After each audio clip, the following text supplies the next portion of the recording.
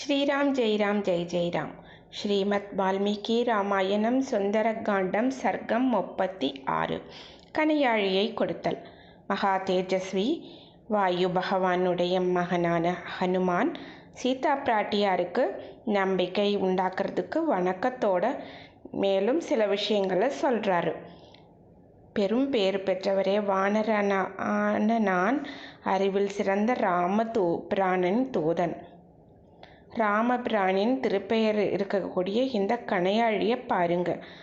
உங்களுக்கு நம்பிக்கை ஏற்படணுங்கிறதுக்காக பெரிய மனம் இருக்கக்கூடிய ஸ்ரீ ராமபிரானால் கொடுக்கப்பட்டதை நான் கொண்டு வந்திருக்கிறேன். இதை பார்த்து ஆறுதல் அடையுங்க, உங்களுக்கு நன்மை உண்டாகட்டும். உங்களுடைய துக்கங்கள் எல்லாம் குறைய ஆரம்பிச்சிருச்சு. கணவருடைய கையை அலங்கரித்த அதை பார்த்து வாங்கி உத்து பார்த்துட்டு தன் கணவரையே அடைஞ்சிட்டதை மாதிரி சீதா பிராட்டியார் அகமகிழ்ந்தாங்க.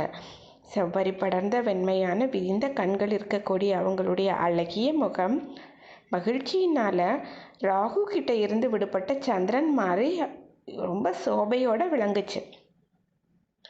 இவரை போய் சந்தோஷத்தோமே அப்படின்னு கொஞ்சம் வெக்கப்படுறாங்க மனசில். ஆனால் கணவரை பற்றிய நற்செய்தி கேட்டதில் ரொம்ப மகிழ்ச்சி அடைஞ்சிட்டு வானர வீரரோட செயலால் மன நிறைஞ்சடைஞ்சவங்களான அவங்க பிரியத்தோட வானர வீரரான ஹனுமாரை புகழ ஆரம்பிக்கிறாங்க. வானரோத்தமா, நீ தைரியமானவன், செயல்திறன் உடையவன், அறிவாற்றல் இருக்கக்கூடியவன். நீ ஒருத்தனாவே வந்து இந்த ராட்சச தலைநகரை வெற்றி கொண்டுட்ட. முதலைகள் போல பயங்கரமான நீர்வாழ் பிராணி நிறைஞ்ச 100 யோஜனை அகலமுள்ள பெரிய கடல். புகழத்தக்க தைரியம் கொண்ட உன்னால பசுவின் குளம்படி அளவு மாதிரி ஒரு சின்ன விரல் கடை அளவுக்கு குறியதாக ஆயிருச்சு இந்த 100 யோஜனை கடல். வானர வீரனே, நான் உன்னை சாதாரண குரங்கு மாதிரி நினைக்கல. மகா பராக்கிரமசாலியான ராவன்கிட்ட உனக்கு பயமும் இல்லை, கலக்கமும் இல்லையே. எல்லாம் தெரிஞ்சவரான ஸ்ரீராமனால் அனுப்பப்பட்டவனாக இருக்கிறதுனால வானரோத்தன்மனே, நீ என்னோட பேசத்தக்கவன் தான். நீ என்னோட பேச தகுதி உள்ளவனே. யாராலையும் நெருங்க முடியாத ஆற்றலுடைய ஸ்ரீராமன் ஒருவருடைய பராக்கிரமத்தை பற்றி முழுசாக ஆராய்ஞ்சு தெரிஞ்சுக்காம அனுப்பி இருக்க மாட்டார். குறிப்பாக என்கிட்ட தர்மாத்மா சத்திய பிரஜ்ஞ இருக்கக்கூடிய ஸ்ரீராமன் அதிருஷ்டவசமாக நலமாக இருக்கிறாரு அப்படின்னு மூலமாக நான் தெரிஞ்சுக்கிட்டேன். சுமத்ரைக்கு மகிழ்ச்சியை கொடுக்கக்கூடியவர் மகா தேஜஸ்வி லக்ஷ்மணனும் நலமாக இருக்காருன்னு மூலமாக நான் தெரிஞ்சுக்கிட்டேன். இதை கேட்டு எனக்கு மகிழ்ச்சி ஆயிடுச்சு. காகுஸ்தன் நலமாக இருக்கார்.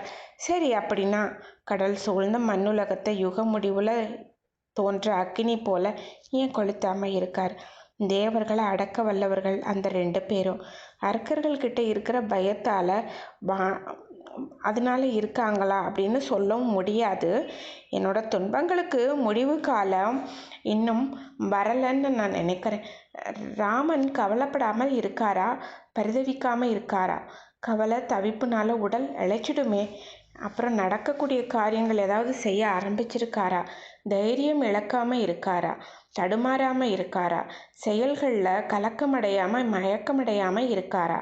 சக்கரவர்த்தி திருமகனான அவர் மனித பயிற்சிகளெல்லாம் மேற்கொண்டுட்ருக்காரா?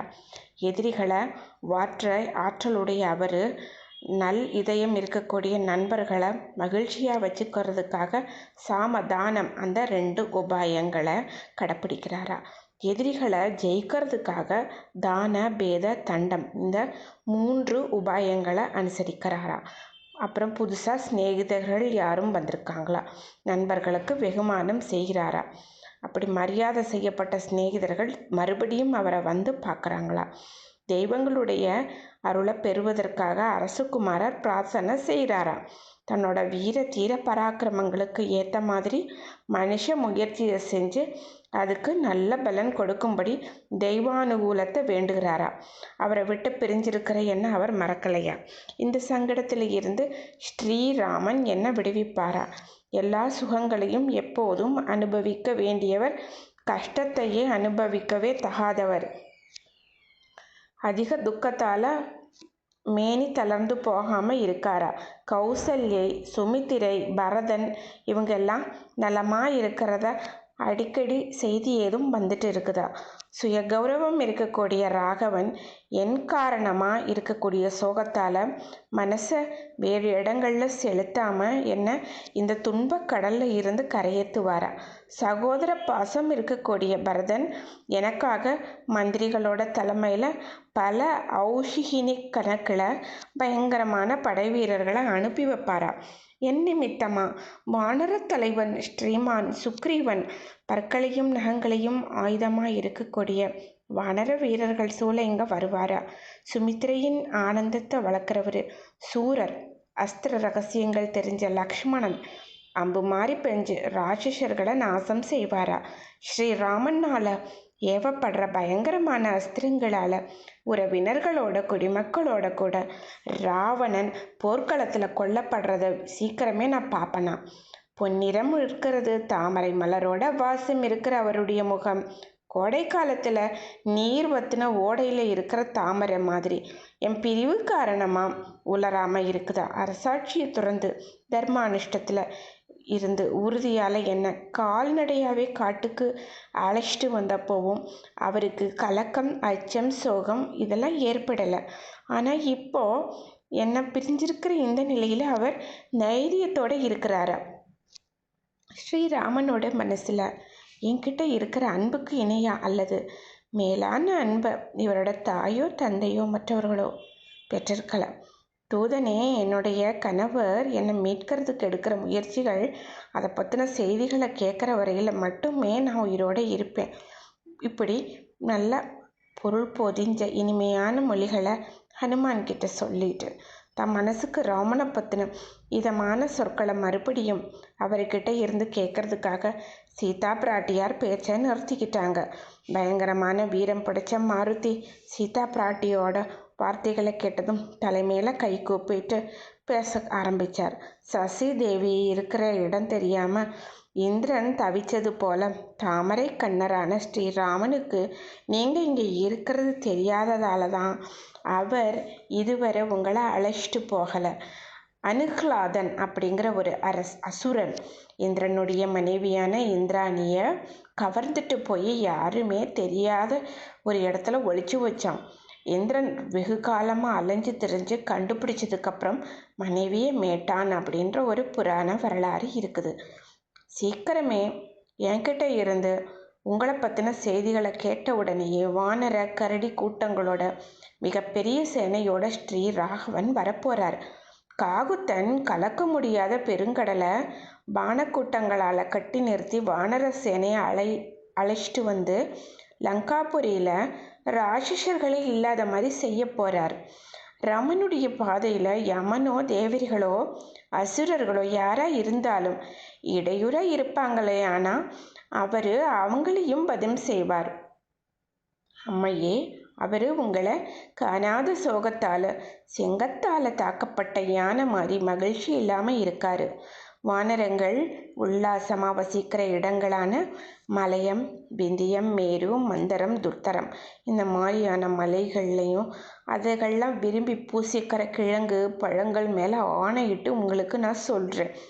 அழகிய கண்கள், கவர்ச்சிகரமான கோவைக்கனி மாதிரி இருக்கக்கூடிய உதடுகள், அழகிய குண்டலங்கள் இது எல்லாம் அணிஞ்சு அப்படியே உதித்து எழுந்த பௌர்ணமி நிலா போல இருக்கக்கூடிய ராமபுரானுடைய திருமுகத்தை கூடிய சீக்கிரம் நீங்கள் பார்க்க போகிறீங்க. வைதேகி தேவலோக சிகரத்தில் இந்திரன் இருக்கிறது போல சீக்கிரமாக பிரஸ்ரவண மலையில் ராமனை பார்ப்பீங்க. ராகவன் மது மாம்சம் தொடுவதில்லை.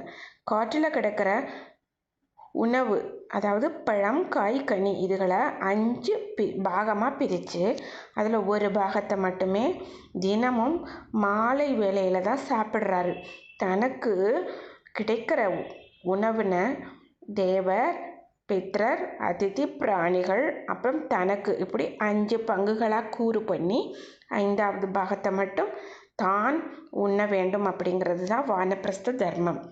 ஸ்ரீ ராகவனுடைய மனசு முற்றிலும் உங்ககிட்டயே இருக்கிறதால, சரீர உணர்வு அவருக்கு இல்லாமல் இருக்கிறதால இந்த ஈக்கள், கொசுக்கள், புழுக்கள், ஊர்ந்து செல்லக்கூடிய பூச்சிகள் இதெல்லாம் தான் உடம்புல இருந்து ஓட்டுறதே இல்லை அவர். தங்களிடம் இருக்கக்கூடிய இந்த அன்பு ஆசையால் உங்களுடைய பிரிவை தாங்க முடியாததால் உங்களையே நினச்சிட்ருக்கார். எப்பயும் சோகத்திலேயே ஆழ்ந்திருக்கார். வேறு எதை பற்றியும் நினச்சி பார்க்கறது இல்லை. ராமனுக்கு தூக்கம் இல்லை. தன்னை மறந்து கொஞ்சம் அலுப்பு மேலிட்டு தன்னை மறந்து கொஞ்சம் அவருக்கு அலுப்பு வந்துருச்சுன்னா அந்த அலுப்புனால கண்ணை கொஞ்சம் மூடினாலும் சீத்தை அப்படின்னு ஒரு இனிமையான சொல்லிட்டு விழிச்சுக்கிறாரு. பழம், புஷ்பம், மனசுக்கு பிடிச்சமான ஏதாவது ஒரு பொருளை கண்டா பெருமூச்சு விட்டுட்டு ஹா பிரியே அப்படின்னு உங்ககிட்ட பேசுறது மாதிரி மெதுவாக சொல்லுவார். அவர் எப்பயும் பரிதவிச்சுட்டு தான் இருக்கார். நீங்கள் பக்கத்தில் இருக்கிறதா நினச்சிட்டு சீத்தேன்னு சில சமயம் அழைச்சி பேசுவார். அந்த அரசகுமாரர் கலங்காத நெஞ்சம் இருக்கக்கூடியவர். உங்களை மீட்கிற சபதம் ஏற்றிருக்கிறாரு. தங்களை திரும்பவும் அடையிறதுக்கான முயற்சிகளை எடுப்பட்டிருக்காரு. ராமனை பற்றின செய்திகளை கேட்டதால் சீதைக்கு ஓரளவு கவலை போயிடுச்சு.